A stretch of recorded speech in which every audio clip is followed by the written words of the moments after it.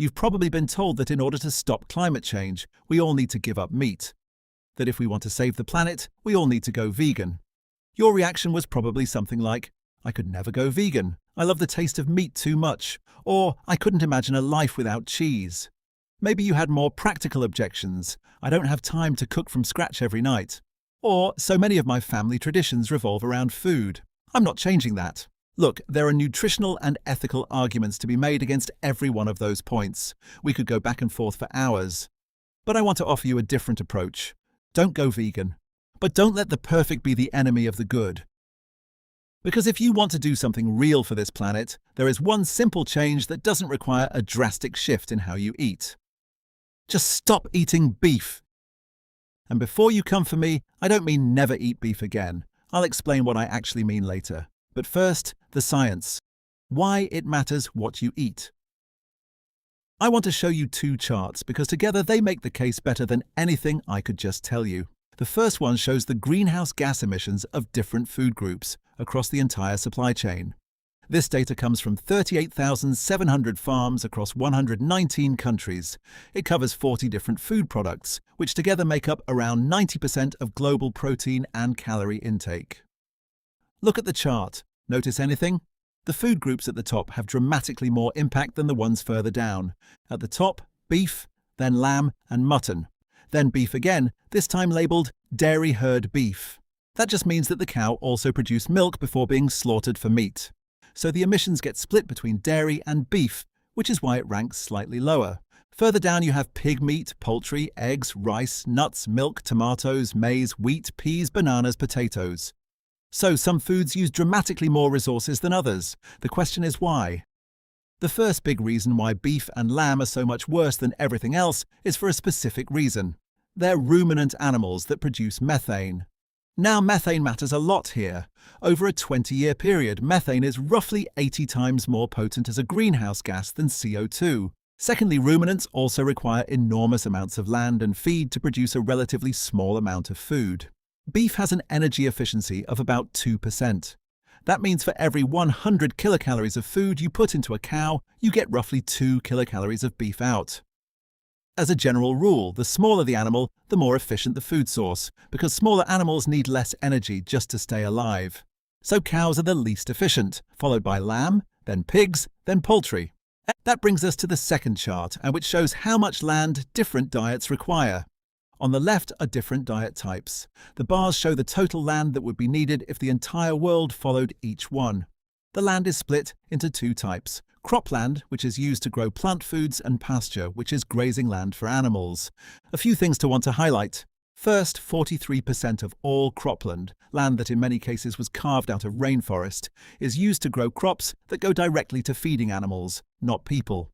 This wouldn't be such a problem if animals were an efficient way to convert those crops into calories. But as we just established, they're not. You're putting in 100 calories and getting 2 back. It's an extraordinarily wasteful system. Second, the pasture bars. Half of all the world's habitable land, land that isn't ice or desert, is used for farming, and the majority of that farmland is used for livestock. When you add pasture and animal feed cropland together, around 80% of all agricultural land on Earth is being used to produce meat and dairy. So here's what happens if we shift diets. Moving from the current diet to one without beef and mutton frees up nearly half of the world's agricultural land. We're talking about going from 4.1 billion hectares to 2.2 billion hectares. That's 1.9 billion hectares returned, a landmass roughly the size of the United States and Brazil combined, or about twice the size of China. If we also remove dairy, we get another billion hectares back, approximately the size of Canada. Remember, this is land currently tied up producing one of the least calorie-efficient foods on the planet. And here's the third thing I want to point out, because it's important. Look at the last 3 bars on the chart. No beef, mutton or dairy, no poultry either, and fully vegan. The difference between them is much smaller than the difference between the current diet and no beef, which means going from beef eater to someone who eats chicken, pork and fish has a far greater impact than going from vegetarian to vegan. You don't need to be vegan to make a real difference. You just need to start with cutting out beef. So what do we do with all that land? Getting the land back isn't just a nice number, it matters what happens to it. If we reduce beef consumption globally, billions of hectares could be returned to natural vegetation, forests, wetlands, grassland ecosystems.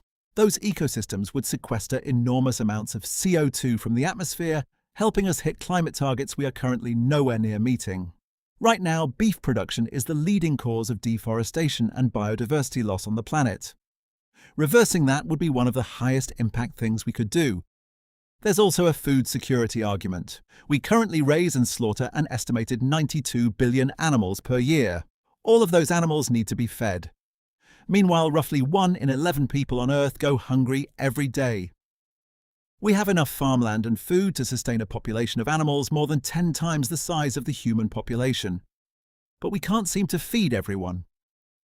With a global population expected to reach 10 billion, the logic for shifting to a more efficient system becomes hard to argue with. This isn't just about the inefficient use of our planet either. It's also about inefficient use of money, your money. For example, the EU food system is heavily influenced by subsidies from the European Union's Common Agricultural Policy, or CAP. In 2013, the CAP consisted of €57 billion, of which 84% supported food for consumption by households. Of this large pot filled with billions of taxpayer money, the large majority, 82%, was spent on animal products, even though animal products only supplied 35% of the calories in the European Union. The biggest share of subsidies spent on animal products went to, you guessed it, beef and mutton. One interesting point to add here is that 12% of the cap was used on products that were exported to non-EU countries. That's around €6.8 billion of European taxpayer money flowing to non-EU countries. The result is a situation where China effectively receives more CAP funding than the Netherlands, and the United States receives more than Denmark. This is especially distorted when the fund was set up to increase food security within the European Union. The story in the US is similar. Of roughly $75 billion in annual agricultural subsidies, around $50 billion goes to animal agriculture. About $25 billion goes to plants for direct human consumption. A shift in how those subsidies are allocated could bring the price of vegetables down significantly and make the healthier, lower-impact choice the cheaper one. So, no more beef. Sort of. I hope by now you can see that reducing your beef intake is one of the most effective individual steps you can take for the environment and for a fairer food system. If you've made it this far and you're still not going to stop eating beef, that's okay.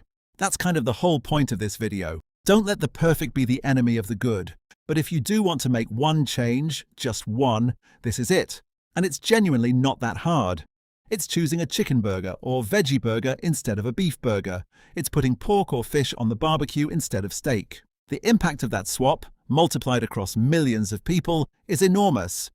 If that feels manageable, try moving on to reducing your dairy intake to reduce your impact further. For those who would rather see the world burn than give up beef entirely, eat it on special occasions. A nice dinner out every few months or a holiday meal. Treat beef like the luxury product it actually is, environmentally speaking, and you might save the planet in the process. One final thing, don't let anyone tell you that reducing isn't a massive step in the right direction. Change is a process. If someone criticizes you for not being vegan when you've just cut out beef, that's their perfectionism talking, and their perfectionism does far less for the planet than your imperfect step forward. In order to reduce our impact, we don't need a few perfect vegans. We need a lot of imperfect ones. If this felt like a fresh take or a manageable step, consider sending it to one of your beef-eating friends. And remember, beef is yummy for the tummy, but god awfully for the planety.